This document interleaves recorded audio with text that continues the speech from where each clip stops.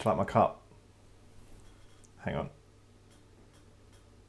It's a good cup, right? Love a bit of Zelda. Also, you can make fun of vloggers for, doing the hand thing, but gets the autofocus going, doesn't it? What are we doing? Good morning, good morning, good morning. This is day 8 of my daily lockdown vlogs, which I'm doing sort of as a personal project every day, just to, document this very weird time, and also to keep people company. If they want it, why not? Sometimes it's nice just to listen to someone chat.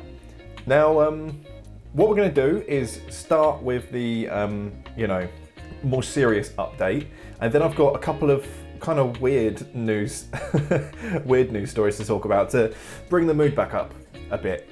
Because, it's from a documenting point of view, I still want to talk about the serious things, but if all I do is just talk about the horrible stats every day, it's going to get morbid quick, if it hasn't already. So I by no means mean to, ignore the severity of what's happening right now. So I don't want you to think that. I'm just trying to put smiles on faces, right? So yeah, I will give you an update on the numbers, and then we'll talk about some weirder shit, right?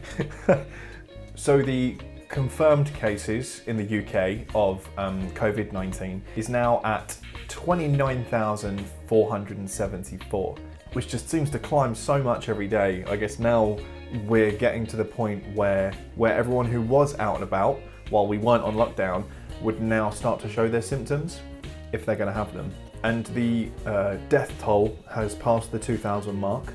It is currently, as of this video, at 2,352, which was a rise of 563 in one day. The day before that, it was a rise of 367 people.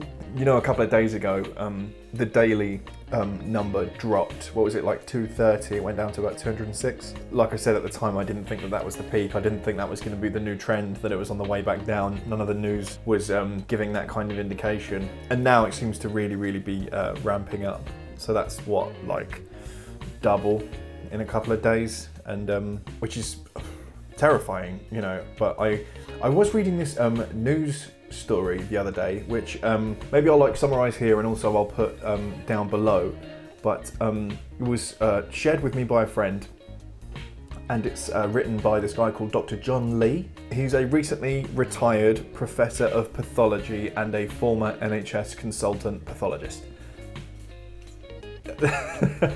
Check me out.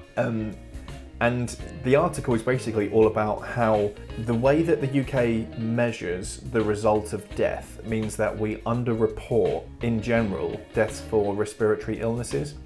But because now COVID is so serious and it's become a notable thing, it is recorded in every instance of where it was apparent in a person who dies. So that means that when comparing coronavirus to other respiratory diseases, it's not really a fair picture. I'm really going to try not to distort the message of the article, and I really do implore that you read it. I'm thick as two short planks, and I still managed to get it. It's still very reader friendly, even though it's written by someone very medical. But it was quite grounding. It did make me feel better about the numbers. It's still very concerning that they're high, but maybe not necessarily higher than, say, the flu. Difficult at the moment to get an accurate picture of mortality rates, because these things are so, they're so difficult to measure. So everything's, news stories like to come across like they have a real solid, factual kind of answer for you, but it seems like most of the time they don't. Now they're reporting, and the numbers I'm telling you are the numbers that are being reported by the government. So, I'm just updating you on the official figures, but it's, reading that article, and he summarizes it by being like, just make sure you're critical and, objective about coronavirus evidence and coronavirus statistics, sorry. But now I've given you sort of the official update on where the numbers are in the UK right now. I want to talk about my favourite story from a very long time, at least anything to do with coronavirus. But In this really lovely coastal Welsh town called Llandudno, there is right now like a roaming pack of goats that have come down from the hills because the streets are deserted, so there's no one like to shoo them away. There's no one to be scared of, I guess. And they've come down from the hills and they're like eating eating people's gardens and stuff like that, and generally just like, you know, ruling the roost, which is amazing. And there's loads of videos of it online and stuff. If I can get stuff, then I'll like, you know, put some here to play while I chat. But like, it's just so good. It's so good. And you know, there's video evidence of it being true. Like, there's a Nat Geo article that I'll also link that, you know, there was a story going around recently of like saying that because everyone was quarantined and there were no people out, these elephants came to this town in China and they got drunk on wine that they drank out of vats, and then they fell asleep in a tea field. And it turns out that that was all BS, like none of that happened. But the story went wild online, and that's been happening a lot. Like there's a lot of animal stories about what's happening now there's no people in the world. Like there was a story about dolphins appearing in Venice, and it didn't happen.